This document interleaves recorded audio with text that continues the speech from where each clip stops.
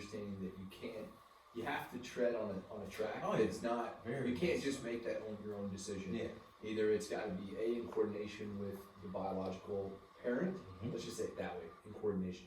I remember for me, it was more of, I knew that I didn't have to because he would.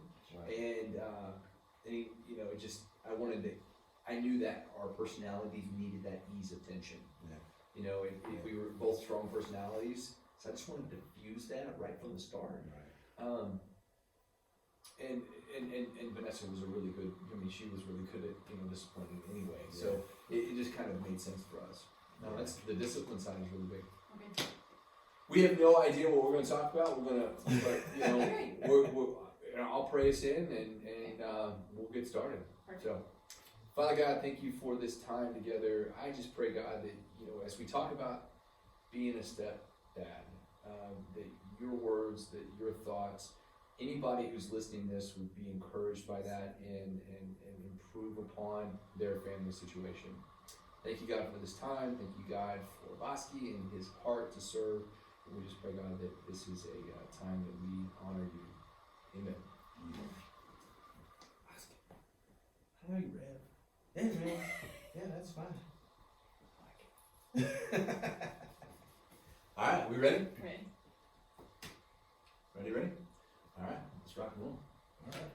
Hey guys, welcome to Blended Kingdom Families, our podcast. We are so excited. It may look a little different today. This is the total guy version of our time together. So great to have the Reverend with us, Mr. Boston. I said that wrong.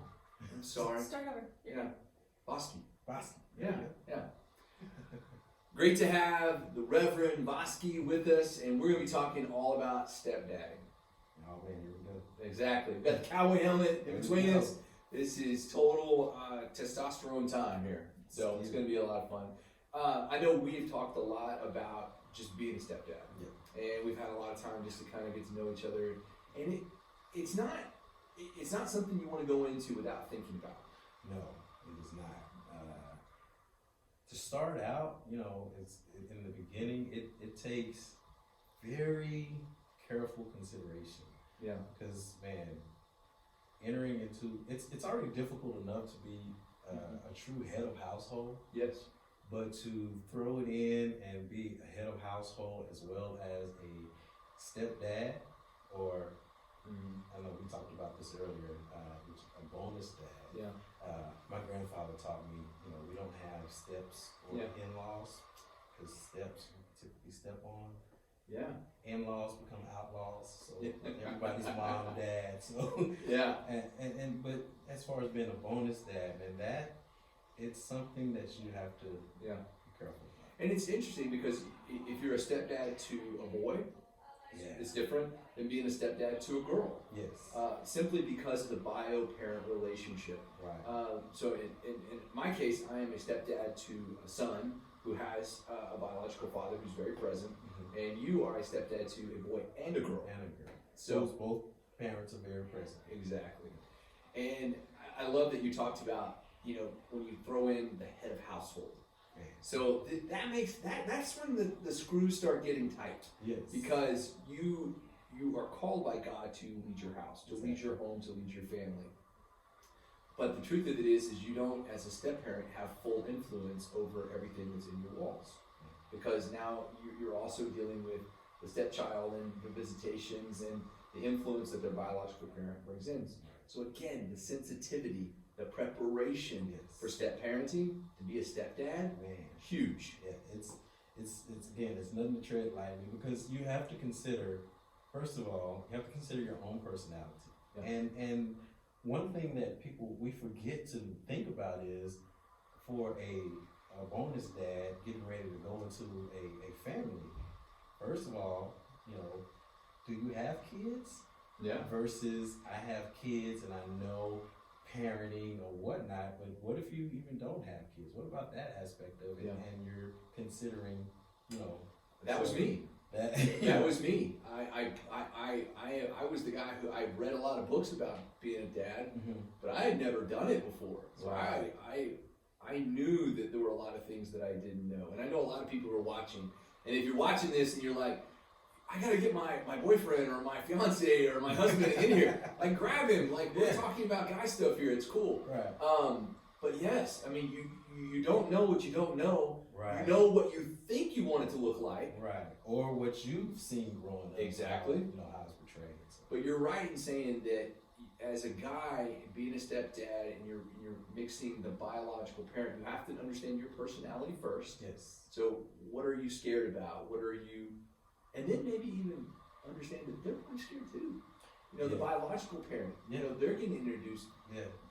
And I think one of the things is, again, that we have this whole big thing of communication, making sure that you're having these conversations even before getting married, making sure that everyone is still on the same page, and making sure that, hey, this is how I parent typically, and just kind of make sure that everyone is fully aware of expectations of what's getting ready to happen.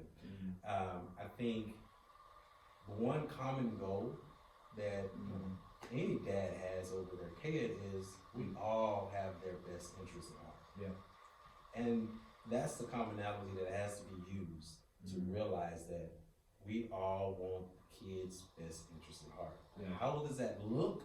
How is that managed as far as discipline and as far as every financial, all of these different aspects of it, how does that look? So going in, man, there's a lot of consideration that has to be made to ensure success. Well, and you're absolutely right. And again, as we start looking at key terms, and then you start looking at the underbelly of it, you start looking at how do you take a concept like you talked about? We all want what's best for the kid, for the child. But how does that become splintered? How does that? Man. So you look at what does that mean? And again, I want to focus from the lens of a stepdad.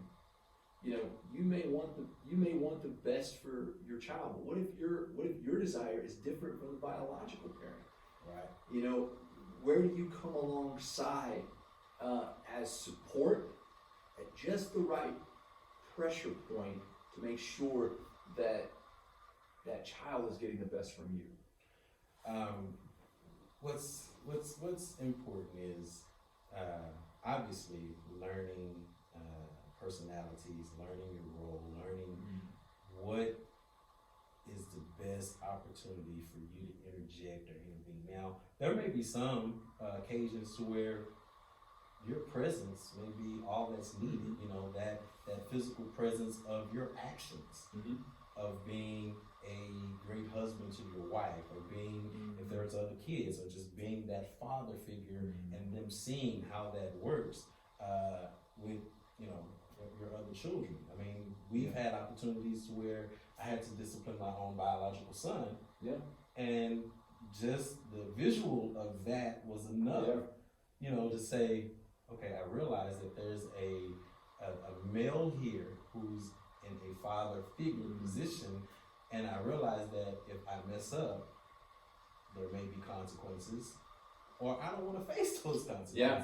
So those things are very beneficial, but you have to just ensure that, hey, I know bio dad is, active. I know bio dad is there. I know that's if he's there. Let me kind of preference it two ways. If bio dad is there and fully active, fully engaged, and hopefully, I'm not going to say it's going to happen right off, but throughout the course of years, there can be conversations between the two dads to say, hey, what do you think about this? Have you witnessed this? Have you seen this behavior? What typically goes on? And therefore, it's a collaboration.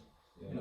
You may not ever have to do anything and just say, hey, when he's over here or whatever, could you speak to him, during visitations or whatever, speak to him about, whatever he's doing at school or whatever negative behavior that's there, and have it addressed there. And then if it comes back and you realize they've had the conversation, you just kind of reinforce it. Yeah. Just via verbal. Well, and the communication between stepdad and biological father, I cannot stress how important that is, and I don't care how different you guys are. Right. But it really starts with, I think it starts with a couple of things, and I'm just kind of like replaying the relationship, my experience. I think number one was understanding that what was really in the past with relation to your now wife and her ex-husband is exactly that. It's in the past. Yes. You know, you may not know the full story. You may only know, you know, your wife who you're supporting, that part of it. But it really doesn't matter. What matters is that mentally you put that in the past, and you move forward with your relationship. So, and then the second part of that, and I don't think guys are that good at this, but I think it's just intentionality of having a conversation right from the start. Say, hey, listen, I'm not here to take your place. I'm going to make a mistake or two. I'm just asking that you give me a chance. I'm asking that if I do make a mistake, you just communicate that with me. I want to be a great stepdad. And, you know, I can't do that without you. Man, yeah.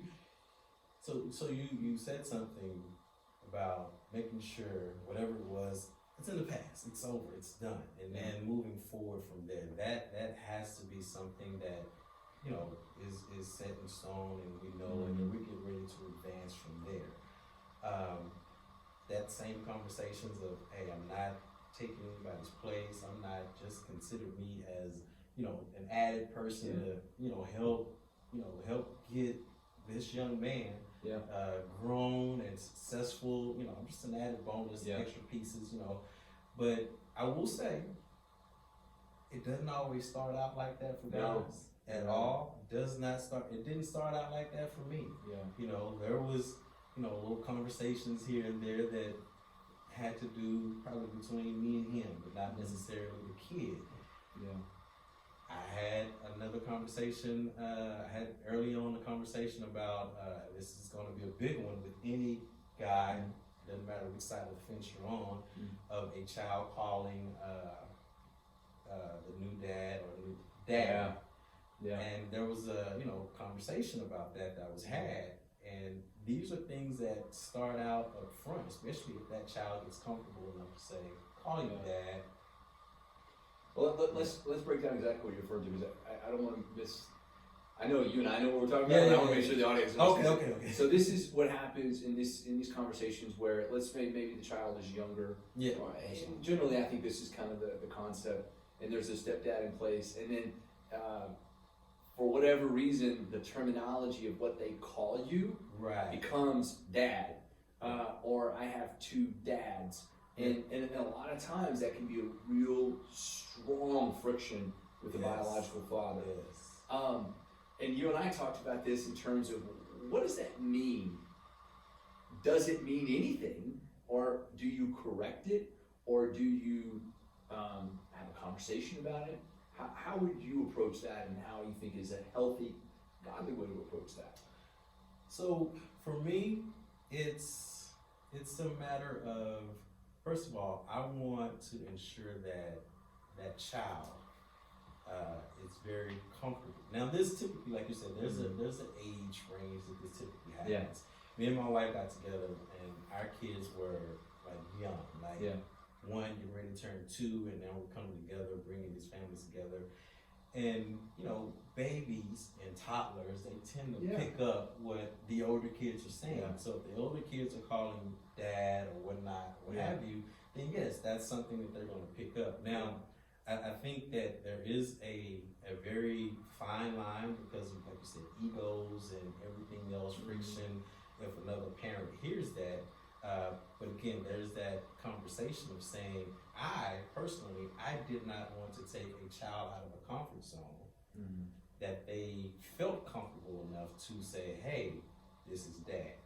You know, now the older they got, it was definitely conveyed, and they understood that, this is my stepdad. I have my biological dad who's still actively involved. So all of this took place in the conversation. I did have that conversation, you know, bio dad wanted to, hey, don't have her calling you this. Don't, you know, that I'm one dad, I'm this, that, and the other. But there could have been other underlying things that caused that. I'm not 100% sure. Even in blended families, you don't fully get to great success in every aspect of it. There's still things that require a lot of work, a lot of attention, and, you know, just you kind of accept some things as, hey, this is how it's going to be. and I think the link there is, one, you're dealing with a lot of history, Yes. you're dealing with a lot of pain. You're also dealing with a lot of fear of what's gonna happen, what's happening, what might happen. Right. And then on the other side, you're dealing with an individual, a child, Yes. who is trying to make harmony, trying to Yes. make sense Mhm. out of their world. Right. And they're putting it in their own little box to go, Right. this is how I want to think, this is how I want to Mhm. feel. Yeah. I don't want to disappoint, I don't want to make anybody Right. unhappy, Right. but this is how it makes sense to me. Right. And then I think from a stepdad perspective, again, I don't want an expectation to be present that you think that even because you are being dad during your time, Oh, yeah, that you no. should be called dad. Yes. No. No. And so, but I think a lot of guys kind of, again, I want to make sure that expectation is really clear, is that you have to meet that child where they're going to be, Exactly. and again, fit into your lane. Right. And I want to preface this. Not everybody is called to be a stepdad. No. And it's one of the most, I'll use the term step parent in this case, but we're talking about dads, so it's cool. Right. But when you take that assignment, Mhm. when you sign on to that marriage and you agree and you choose to love, you choose to parent, you also choose to stay in your lane, Yes. to stay within the bounds Right. of what is going to be best for your marriage. Right. Number one, Yes. let's do what's our best for our marriage, Exactly. and then let's do what's best for that child. Mhm. But your ego needs to be checked at the door. Exactly. With that, now, I never encouraged, never said, hey, call me this. Yeah. The only thing that was required Mm-hmm.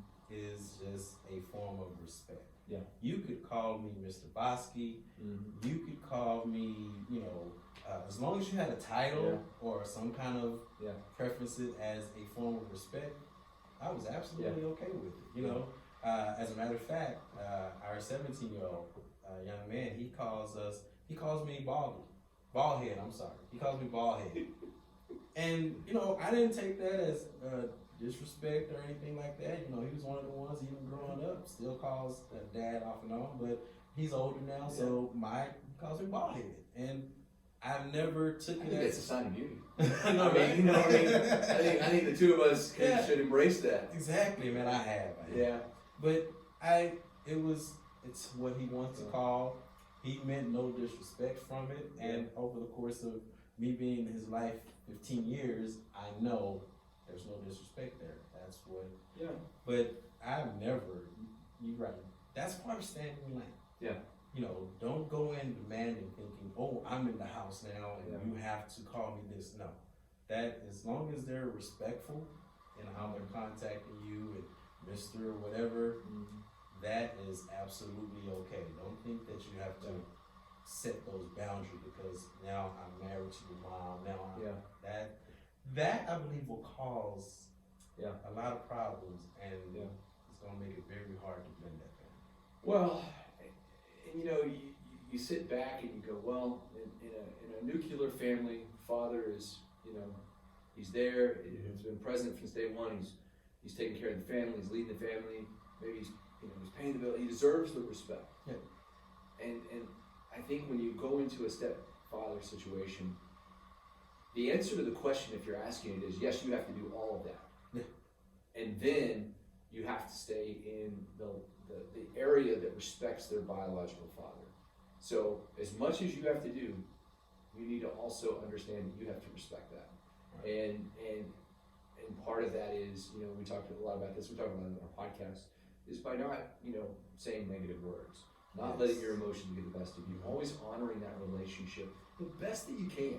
Right. And sometimes the best you can may be to say nothing. Yes. That may be the case where a lot of times silence is golden. Yeah, it may be that way, but you're still the God chosen leader of that family. Mm-hmm. You have chosen to honor his mother in that marriage. Right.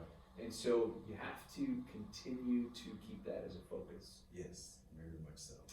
And I think a lot of it, and again, as the children get older, you talked about this, and my stepson is, getting into 15, 16, 17, and I see a lot more independence happening, and obviously there's a freedom of driving, there's things that kind of go out of your ways. But one of the things I thought was really interesting, and Vanessa and I were having a conversation about this, as children get older, so do the size of their problems. Yes. So what happens when you're a stepdad, child's 18, out of the house, and has what I call adult problems? Whether that's choosing what to do with your career, choosing what to do with a family, I'm not even going to go into the concept of them having children, or marrying. How do you think as a stepdad you come alongside that? So we're actually in a lot of that you mentioned, and either just I knew experienced it or we're experiencing it now. So our 17-year-old, as well as my daughter, they both got vehicles when they turned 16. Yeah. And man, teenage drivers, both of them ended up wrecking their vehicles. My daughter wrecked hers, my son wrecked his. But it's interesting because we kind of mentioned a lot about staying in lanes. Yeah. So I know my son, I call him my son, his relationship with his father is very good, very tight, very close, especially when it comes to sports. Yeah.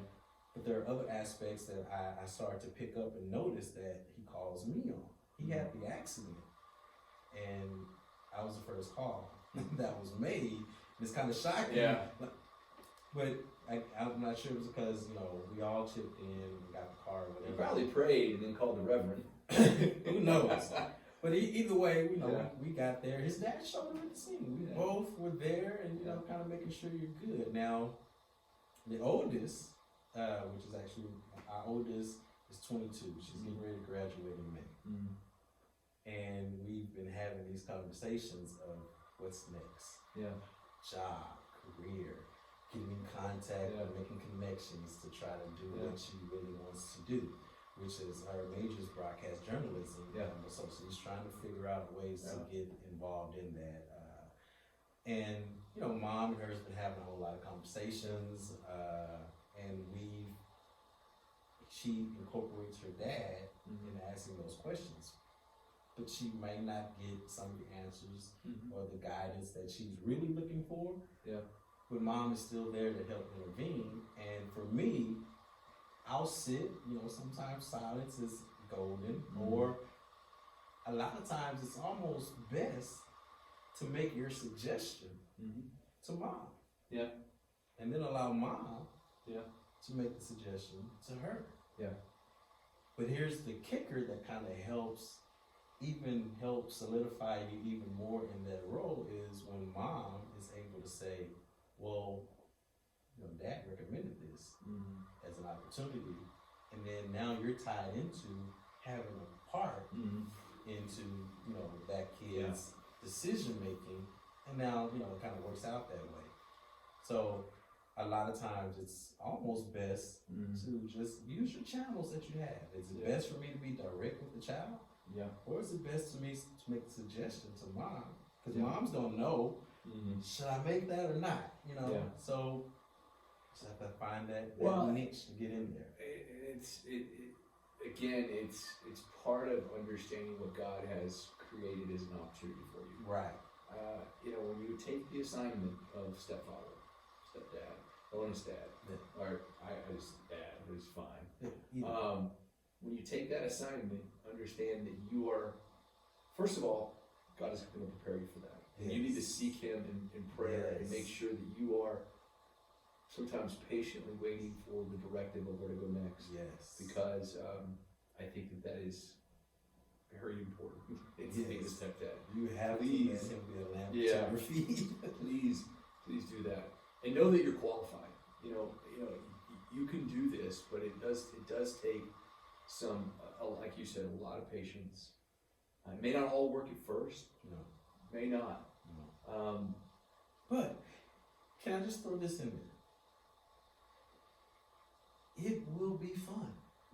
I mean, you hear so many horror stories about becoming a stepdad or whatever the case may be, or you may be the one with the kid who has, you know, a former spouse and you're bringing it in. You know, all of these things, we hear so many horror stories, but like you said, God is going to prepare you. He's going to equip you. And while you're going through the journey, enjoy it. Sure. Because you're learning along the way. Yes, it's going to be ups and downs, but you're learning along the way. And while you're learning, and while God is involved, He's evolving your marriage into something that's going to be amazing. Yeah, I 100% agree with that. You know, and I'm remembering something that somebody said a while ago. You know, when it comes to recognition and all those things, you know, it may not be your time to be recognized. Right. You may be in servant mode or servant period. Yeah. There will be a time of recognition, and I think that's the biggest difference between being a step parent versus a biological parent. Yeah. Biological parent you get immediate satisfaction from what you do. Right. Step parents they may not, they have to wait their time. Right. It may not be your weekend to get recognized. Right. But it's an honorable, and you're honoring God through that journey. And I think it's just so important. And again, I can't overstate the importance of putting God in the center of that. Man, we're 15 years in, and we would not be with any place that we're in right now without Him. Because through family prayer, through prayer of just me and my wife, through prayer of just me by myself, you know, just, man, there are times where in the car or whatever, I have to find those moments to, God, I'm getting ready to have to deal with this, or whatever situation that I know that requires some finesse. You know, you have to pray in those moments and know, hey, God, I need you. Yeah, I need you to guide me, because you don't want to make a horrible mistake that will, especially one that God didn't have you or want you to do. You know, you want to make sure you seek Him first and follow His guidance in whatever it is. So, amen. Well, I think this is such a great topic. I enjoyed chatting with you about it. I want to encourage anybody who's listening. You know, again, this was really just, it really felt just like a conversation. It was like, hey, let's talk about being a stepdad. What does that mean? Cool. So if you've seen this, and you know, maybe you're a biological, you know, mother, or maybe you're a stepmom, or anything in that realm, I think if we could say anything to stepdads, we would say, keep doing it. Keep doing it. Keep following Christ. Keep trying. You know, you won't be honored. Maybe you won't feel honored every day. But I promise you, you are qualified to do this.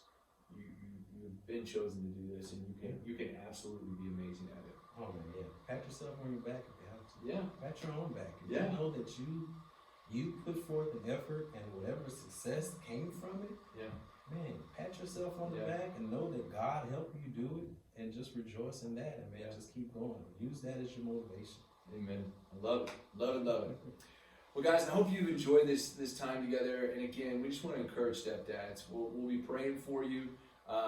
We know you can do that. Guys, hope y'all have a great day. Take care. It's good. Cool. A lot of fun. That's good. Yeah. And I'm stepdad and I'm stepmom, so it's Hey, even encouraging yeah. too. There you go. It works for both ways, actually. It does. Awesome. That was awesome. Good job, guys. Thank you.